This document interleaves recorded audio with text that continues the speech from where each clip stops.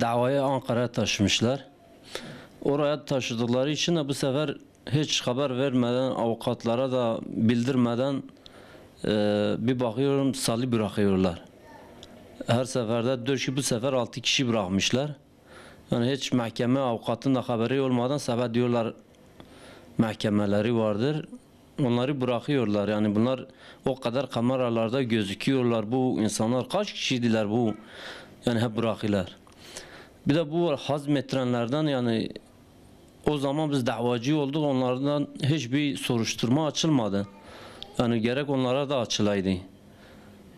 Yani hazmettiriciler de gerek cezalandıraydı. Bir de bunları da her zamanda yani gündeme getir, Ankara'ya taşımışlar, davayı götürüp orada bırakıyorlar ya. Hiç avukatın bizim bilgimiz yoktur. Bir bakıyor televizyonda diyor bırakmışlar, 6 kişi daha bırakmışlar. Ben yetkililerden, devlet yetkililerinden yani bu davanın üstünde durmalarını istiyorum. Yani çok durmalarını istiyorum. Çünkü o çocuklarımızı mazlumca şehit ettiler. Yani onlardan istiyorum, bu davanın üstünde dursunlar, hak edenlerin cezalarını versinler. Yani idam yoksa muhabbet versinler. Yani şimdi nasıl çocuklarımızı o şekil o hale soktular, onlar da muhabbet yesinler. Hazmettirenleri de soruştursunlar, yani onları da cezalandırsınlar.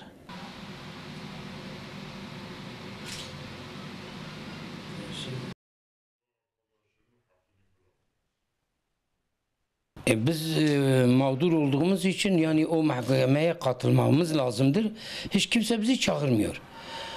O gün ondanki 2 ay önce 4 kişi serbest bıraktılar. Şimdi de 6 kişi serbest bıraktılar.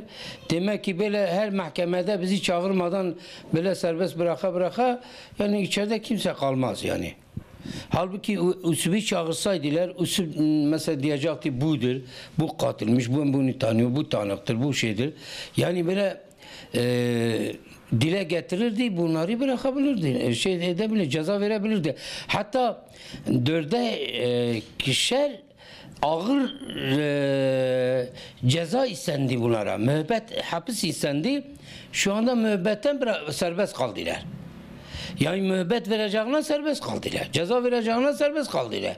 Ben buna hiçbir şey anlamadım. Yani bu hakimdir, bu savcıdır. Valla ben bu hakime, bu savcıya 2 gecedir sürekli beddua ediyorum.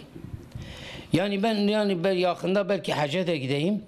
Ben bu savcıya, bu hakime eğer kimse bunları serbest bırakıyorsa, bunların dosyalarına kim bakıyorsa, vallahi Kabe'de bile elimi açacağım. Allah'a ve Kabe'de dua edeceğim bunları. Allahu Teala iyi bir ceza versin. Bu hakime, savcısı. Yani o kendi bizim yerimize koysun kendini. O acaba oğlu olsaydı böyle PKK'ler onu paramparça etseydi, acaba onu bırakan hakime ne diyebilirdi? Kesin kendisi o hakimden ne sorabilirdi? Hele ben avukatlara sesleniyorum. Onların mahkemelerine giren avukatlara sesleniyorum. Yani siz nasıl avukatsınız? Nasıl hukukçusunuz? Siz hukukçu olamazsınız. En çok olsa siz zalim olursunuz. Siz çünkü zalimlerin yanında yer alıyorsunuz. Kim zalimlerin yanında yer alırsa onlar da zalimden daha beterdirler. Adalet mülkün temelidir. Eğer mülkün temeli ise hani adalet? Adamı paramparça etmişse sen adamı bırakıyorsun ya.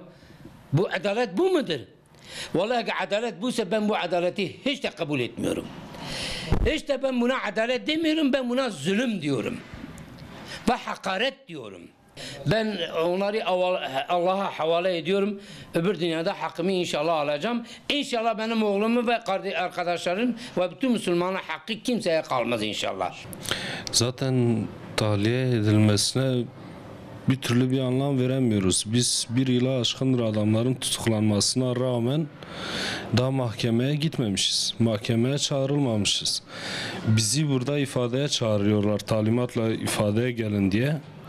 Biz buradan ifadeye gittiğimizde ise oysa bizden bir gün önce adamların mahkemesi yapılmış, bırakılmışlar da. Ben anlamadım artık neye dayanarak bizim ifadeleri alıyorlarsa, bir de gitmiş dalga geçercesine işte şikayetçi misiniz değil misiniz diye ifadenize başvurulacak. Madem ki adamları bırakmışsınız, biz bu saatten sonra şikayetçi olsak nedir, olmasak nedir?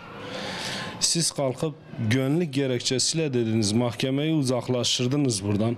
İl il dolaştırdınız ta ki kendi adamlarınıza denk getirip onları tek tek onları tek tek sırayla bırakıyorsunuz. Şu an zaten malumunuzdur. Bundan epey bir süre önce de yine kamuoyuna dayandı. Biz gerçi kendimiz şu an medyada duyuyoruz.